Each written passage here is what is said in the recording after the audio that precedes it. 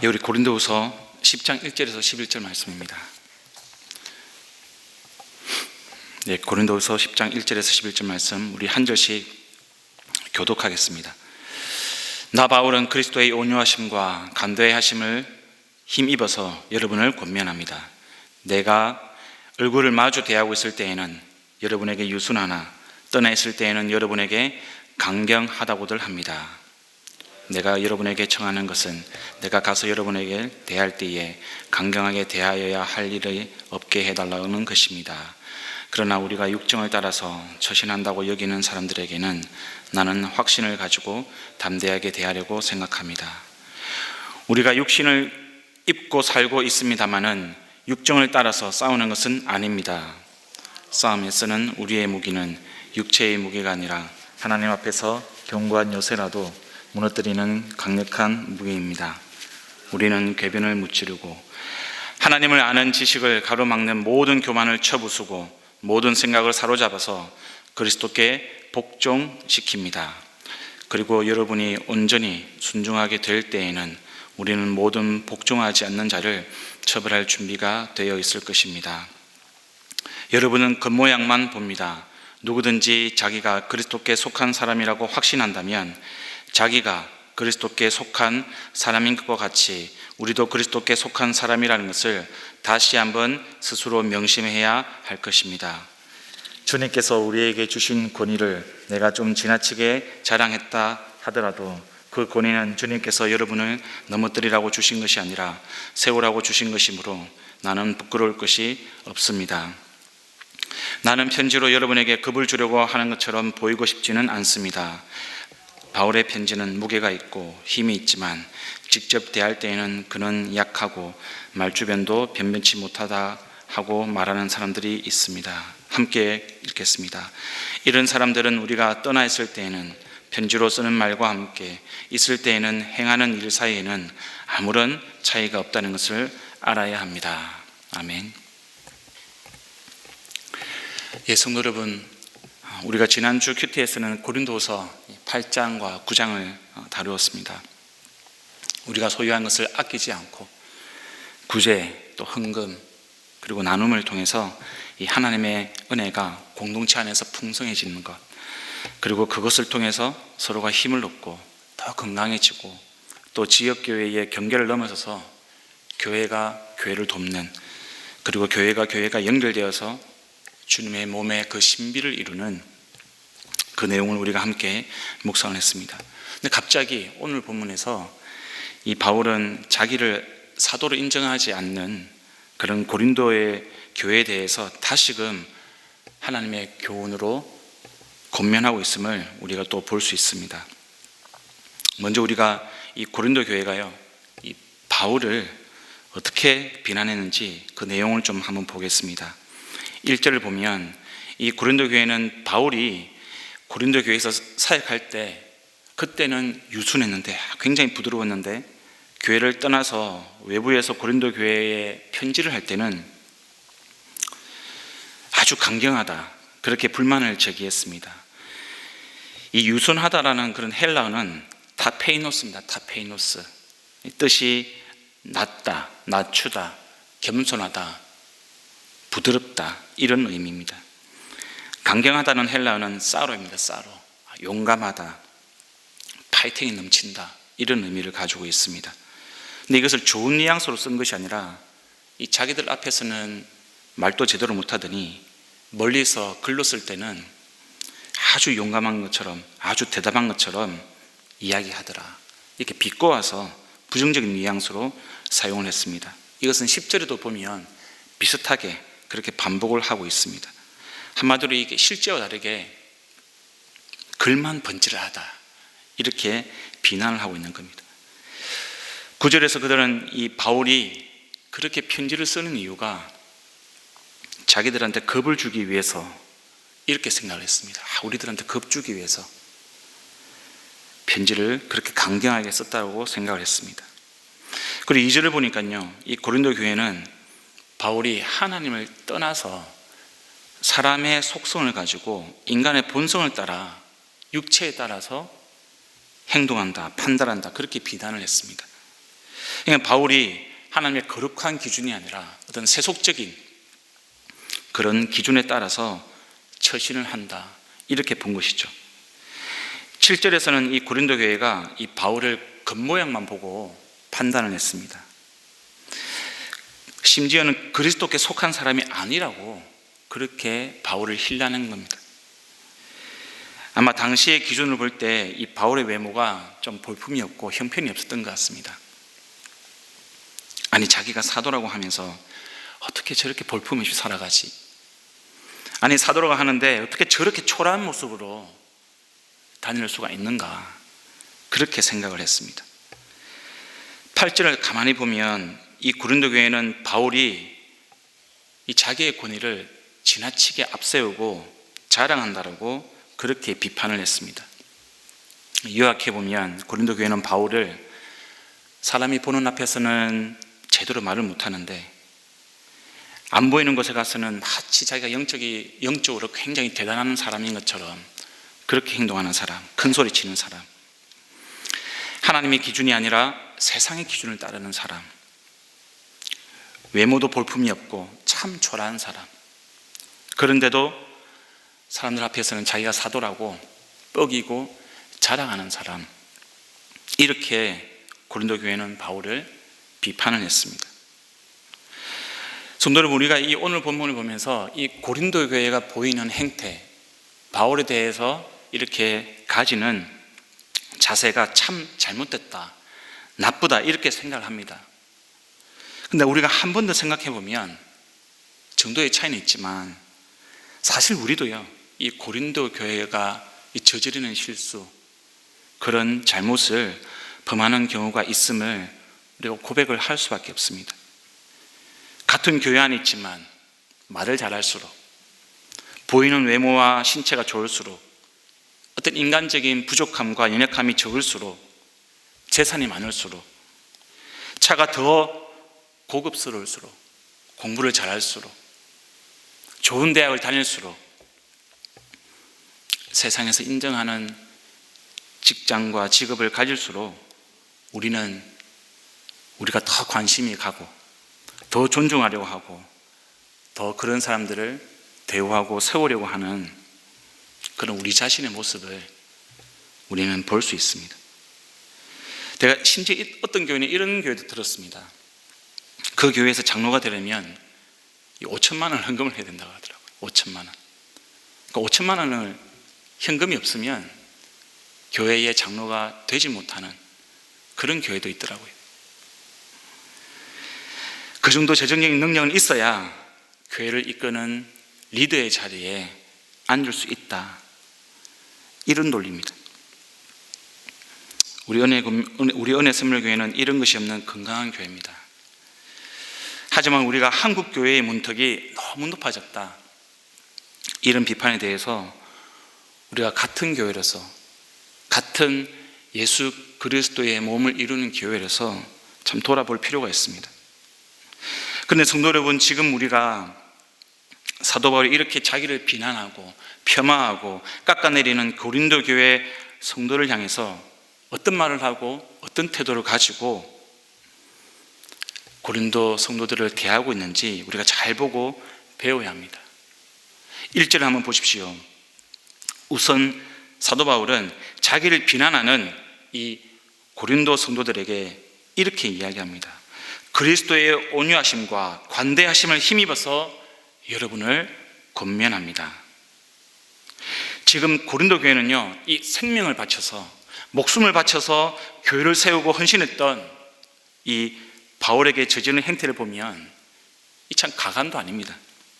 한마디로 바울, 당신은 내세울 것이 하나도 없는 그런 초라한 인생이야. 당신은 너무 세속적이야. 당신은 그리스도인이 아니야. 이렇게 말하고 있는 겁니다.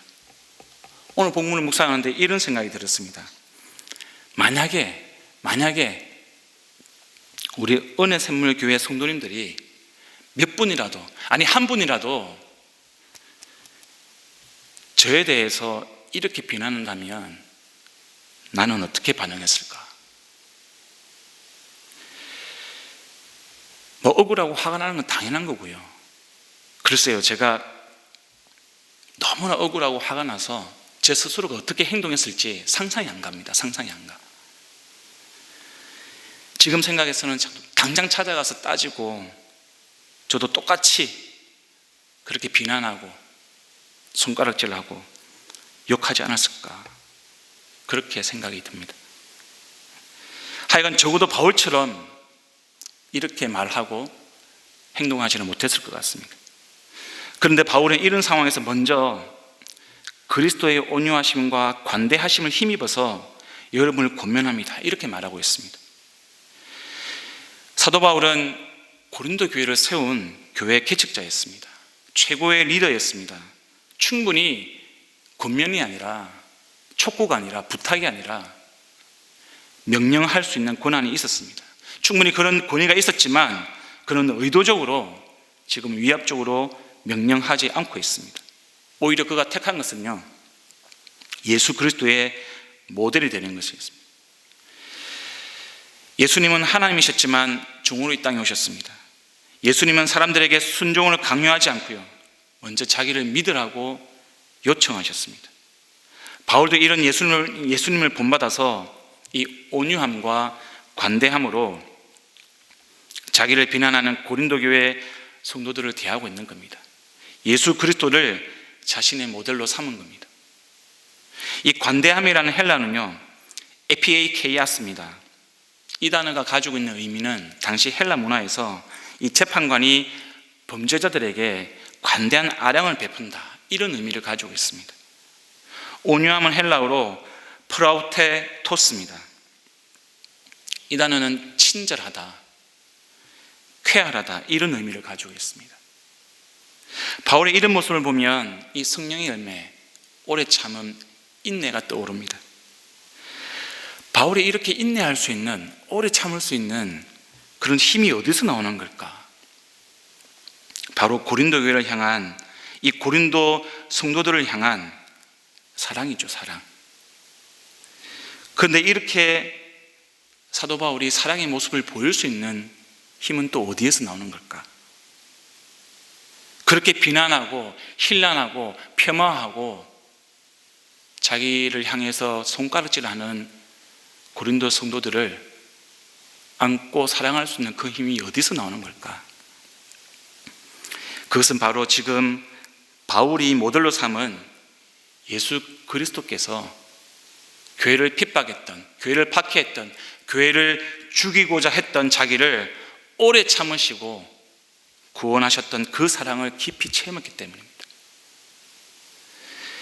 저와 여러분이 교회 안에서 우리 자신을 깎아내리는 억울한 비난과 그런 평가를 받을 때, 아니 꼭 그런 경우가 아니더라도요, 같은 성도들끼리 서로 갈등하고 날선 말로 우리가 주고받을 때, 우리가 바울처럼 먼저 예수 그리스도를 본받아서 모델로 삼아서 온유함과 관대함을 바탕으로 우리가 우리의 마음과 태도를 취할 수 있기를 간절히 소망합니다. 근데 성도 여러분, 지금 바울을 보면 이 바울은 단순하게 그저 오래 참기만 한 것이 아닙니다. 바울은 이런 인내와 더불어서 바른 진리를 가지고 지금 단호하게 그들에게 권면하고 있습니다. 주목해야 하는 것은 바울이 이렇게 권면할 때 자기 감정으로 하지 않는다는 겁니다. 자기 감정을 앞세우지 않고 있다는 겁니다. 감정을 실어서 권면하지 않습니다. 자기의 감정은 지금 최대한 절제하고 있습니다. 사절을 보니까 그는 자기 자신이 연약하고 실수하는 그런 육체적인 인간임을 인정하고 있습니다. 그래서 그는 연약한 육체를 의지하지 않고 오히려 자기의 연약함 때문에, 자기의 약함 때문에 나는 하나님의 강력한 무기를 의지한다라고 그렇게 이야기를 하고 있습니다. 이 무기가 무엇일까? 에베소서 6장 13절부터 17절입니다. 그러므로 하나님이 주시는 무기로 완전히 무장하십시오. 그래야만 여러분이 악한 날에 이 적대자들을 대항할 수 있으며 모든 일을 끝낸 뒤에 설 수 있을 것입니다. 그러므로 여러분은 진리의 허리띠로 허리를 동이고 정의의 가슴막이로 가슴을 가리고 버티어 서십시오. 발에는 평화의 복음을 전할 차비를 하십시오. 이 모든 것에 더하여 믿음의 방패를 손에 드십시오.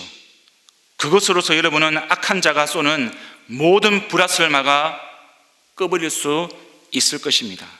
그리고 구원의 투구를 받고 성령의 검, 곧 하나님의 말씀을 받으십시오. 성도 여러분, 하나님의 강력한 무기는 진리, 정의, 평화의 복음, 믿음, 하나님의 말씀입니다. 바울은 자기를 비난하고 헬라 문화권에 있었던 그런 이교도의 거짓된 가르침에 빠져있는 이 고린도 교회 성도들에게 이런 무기가 필요하다고 호소하는 겁니다. 바울은 지금 분노 대신에 교만한 성도들이 바른 길로 돌아올 수 있는 그런 길을 제시를 하고 있습니다. 바울은 이 무기가 하나님을 아는 지식을 막는 그런 교만을 쳐 부순다라고 이야기를 합니다.